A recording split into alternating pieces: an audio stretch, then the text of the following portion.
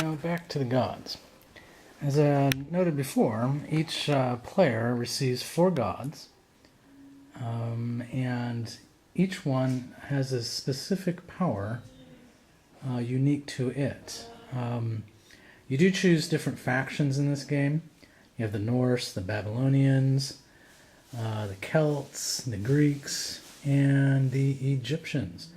And each race, I suppose you could say, or faction, they come with this little pantheon card with the gods from each race represented. But each faction, all the gods are the same, and you get 4 gods. Each one is specific. The first one is the god of the air. Kind of looks like Zeus. And then we have the god of war. Got those 2 swords. We have the god of death. And then finally the goddess of magic. And in this case, if you're the Norse, the god of the sky is called Odin, and the god of war is Thor. The god of death is Loki, and of course the goddess of magic is Freya. And as I stated, each faction, they'll have their different names for their gods, but that's basically it. It's the god of the sky, god of war, god of death, and the goddess of magic.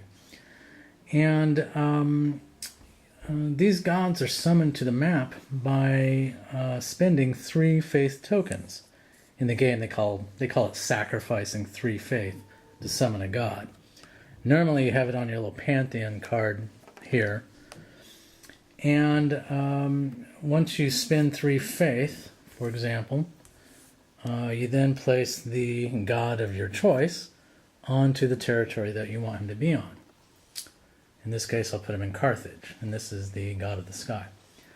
And of course, you can choose any of these gods at any time to bring out, but you do have to spend the corresponding faith tokens to bring them out. And let's say I want to bring out the god of war. I will go ahead and spend another 3 faith tokens, grab this god of war, and I can put it in the same territory as my god of the sky. It's kind of cool looking, isn't it? And if I want, I could place it in a different territory. I could put it here and have 2 separate gods in 2 separate areas of my continent to protect me from other players. And what's nice about this game is that each god has their corresponding magical powers. And in this case, the god of the sky, he has this deck of cards here, and he's more defensive god.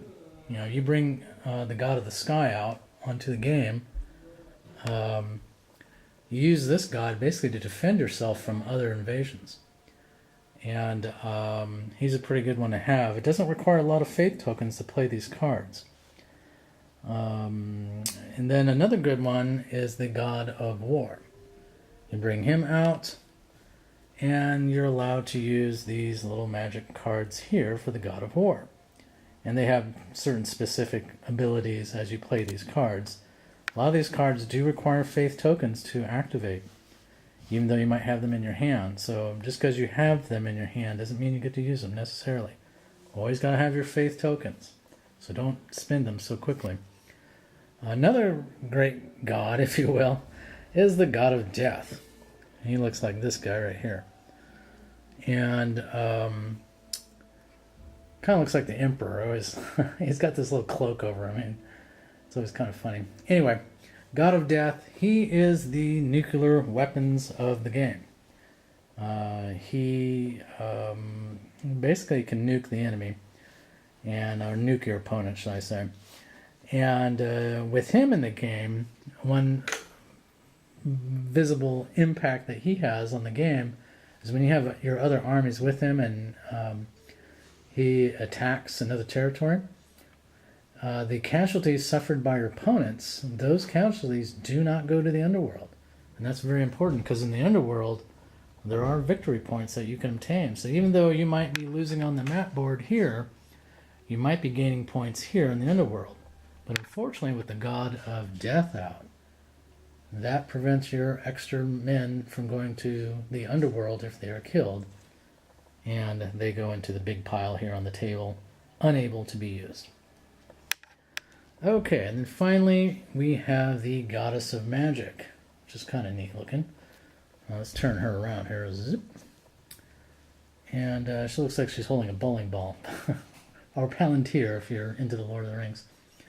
But the Goddess of Magic, you bring her out, for example, and her impact is that when you roll the dice, if you roll any ones, you get to re-roll them, which is always kind of nice. And so it's very important that you have her out. You can combine these gods together in one attack, for example. And you get the God of War and the Goddess of Magic together. The impact of the God of War is that he gets to break ties in his favor.